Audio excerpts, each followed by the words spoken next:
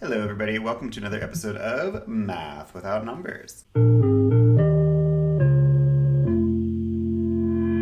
So today I want to talk about the bridges of Königsberg. So this is a problem, this is a classic problem in math. This one is also one of the interstitial pages in the book. This one is pretty easy to Google. You could probably find a solution to this if you wanted to. But I just wanted to talk about it because it's just a cool and interesting problem. This is kind of one of the classics of math. This is like our Hamlet soliloquy or Hey Jude or whatever. Everyone who gets into abstract math, recreational math, is going to end up hearing about the bridges of Königsberg. So let me just ask the question first of all. The setup looks like this.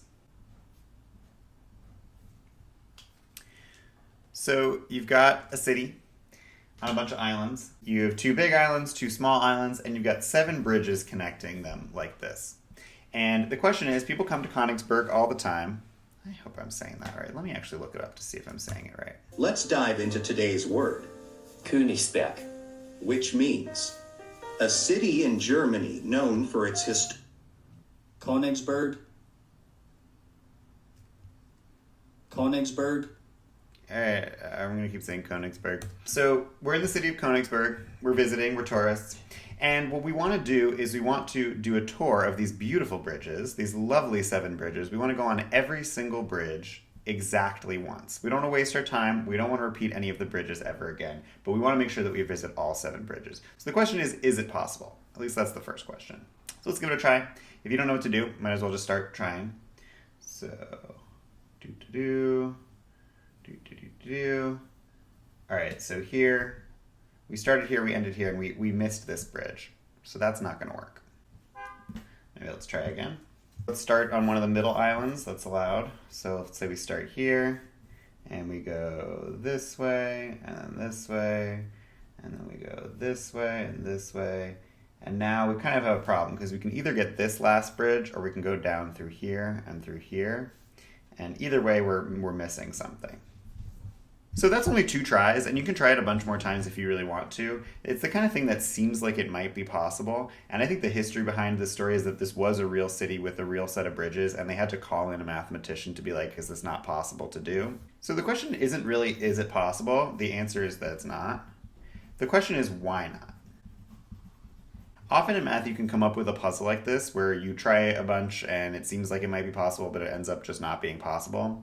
And I think people kind of get mad at me when I ask them to solve a problem that's not possible. They're like, why did you give me this riddle if I can't solve it? But the question isn't really to try to solve it. The question is the more important and more interesting thing, which is why is it not possible? What does it mean? What is special about this arrangement of islands and bridges? Clearly, some arrangements of islands and bridges, it is possible to traverse with only going through each bridge once, but this one isn't. So what's the difference? What makes it special? And the answer there has to do with odds and evens. Now, odds and evens obviously are a pretty common topic in math, and I think these are some of the best named concepts in math. Sometimes people take concepts in math and give them weird names that are very confusing and mean kind of nothing, like they name it after a person. I think these are such perfect and descriptive names, because even is like, okay, the things stack up evenly. You can put an even number on both sides. And odd is like, okay, you're trying to stack them up evenly, but you end up with like an odd one out at the end. And I kind of just imagine that like historically before people really knew about math, they were like trying to break something up into 2 perfect equal piles. And they were like, that's odd. It keeps being a different number on both sides. What's going on with that? Anyway, in this case, we're not really talking about even numbers and odd numbers, of course, because this is math without numbers. No numbers here.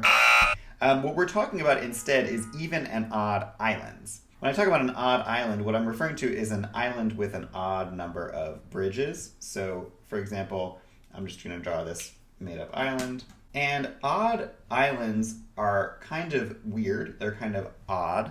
And they're actually kind of problematic for this particular problem where you're trying to cross every bridge exactly once. Now, why is this problematic? This is problematic because if you think about it, if you're trying to do your path where you cross every bridge exactly once, well, what goes in must come out, right? If you come in on this bridge, you have to go out on some other bridge, maybe this one. And if you come in on this bridge, you have to come out on one of these bridges, like this. And then you end up with this miscellaneous extra bridge. So you go in, come out, and then at the end you go in and you're kind of stuck there. You have nowhere to go after that. So odd islands are problematic, but they aren't inherently going to mean we cannot do a tour of this city. We just have to be careful about including odd islands, because in order to have an odd island like this, you need to either end on this island or start on this island. That's the only way that you can get an odd island to work in your path. What this means, in other words, is in order for a perfect tour like this to be possible, we need our city to have exactly 0 or 2 odd islands. 2 odd islands is the case where you start on one of them and end on the other. 0 is the case where you start and end on the same island. So I'll give an example of this. So if you look at what's going on here, we can see, okay, odd, odd, odd, odd. All of these islands are odd islands, and that's why Königsberg is such a difficult city to traverse. But because they're all odd and because there's this many of them, we can actually add a bridge literally anywhere, and it will make this a traversable city. So let's say we just add a second bridge right here.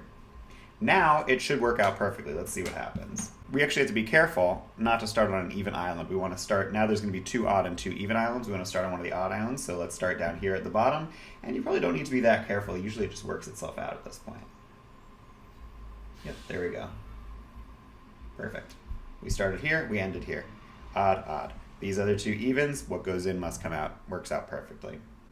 And let's give another example, actually, of how it would work if we have no odd islands, if they're all even. So I'm going to add actually a third bridge between these 2, because those were the last odd things remaining. And now if you count them up, you can see, okay, we got even, even, even, even.